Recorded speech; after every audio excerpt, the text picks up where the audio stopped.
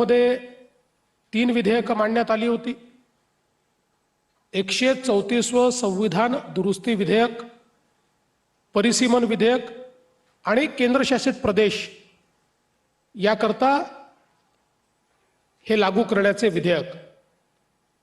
खरं म्हणजे आपल्याला कल्पना असेल 1976 ला जेव्हा देशामध्ये डिलिमिटेशन झालं त्यावेळी संविधान संशोधन करून आपण निर्णय घेतला की 1971 ची लोकसंख्या फ्रीज ठेवून 2000 सालापर्यंत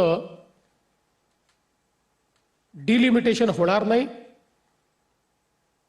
आणि या संदर्भात 2002 साली जेव्हा डिलिमिटेशन कमिशन तयार झालं त्याही वेळी विशेषतः जे दक्षिणेतली राज्य आहेत त्यांच्यावर अन्याय होऊ नये, महाराष्ट्र त्यातलं एक राज्य आहे की ज्यांनी पॉप्युलेशन कंट्रोल केला, त्यांच्यावर अन्याय होऊ नये म्हणून 2002 साली माननीय अटल बिहारी वाजपेयीजी यांनी पुन्हा त्याला 20 वर्षाची वाढ दिली आणि 71च्याच लोकसंख्येवर 2002 साली डिलिमिटेशन केल्यामुळे राज्याअंतर्गत डिलिमिटेशन झालं।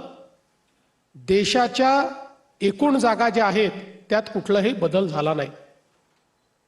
परंतु 2023 साली ज्यावेळी महिला आरक्षणाकरता संविधान संशोधन झालं त्यावेळी त्या संविधान संशोधनाच्या माध्यमातून सेन्सस आणि डिलिमिटेशन या दोन्ही पूर्ण करून त्या ठिकाणी हे विधेयक लागू करण्यात येईल असं संविधान संशोधन झालं। याचा अर्थ परवा जी विधेयकं आली ती काही अचानक आलेली विधेयकं नाहीत।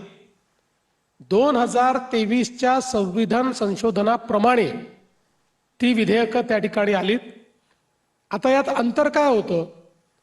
अंतर एवढंच होतं की त्यावेळी असं वाटत होतं की सेन्सस हे पूर्ण होऊन जाईल, परंतु कोविडमुळे सेन्सस हे 2027 पर्यंत पूर्ण होईल आणि मागचा अनुभव पाहता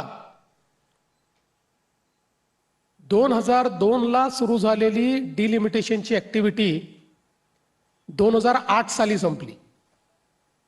त्यामुळे 2027 ला डिलिमिटेशनची ऍक्टिव्हिटी ही जर त्या ठिकाणी 27 म्हणजे ती 28 ला सुरू होईल, कारण सगळी आकडेवारी फायनल होतपर्यंत 28 उजाडेल, तर ते 2029 ला कधीच लागू होऊ शकणार नाही। आणि म्हणूनच संसदेने जो निर्णय 2023 ला घेतला होता त्या निर्णयाच्या अनुरूप या ठिकाणी डिलिमिटेशन करायचं आणि ते 2011च्या सेन्ससने करायचं, म्हणजे कुठल्याही परिस्थितीमध्ये 2029 ला महिला आरक्षण विधेयक हे लागू होईल आणि पहिल्यांदा संसदेत महिला निवडून येतील अशा पद्धतीनं शुद्ध भावनेने याची रचना करण्यात आली होती। दुसरं,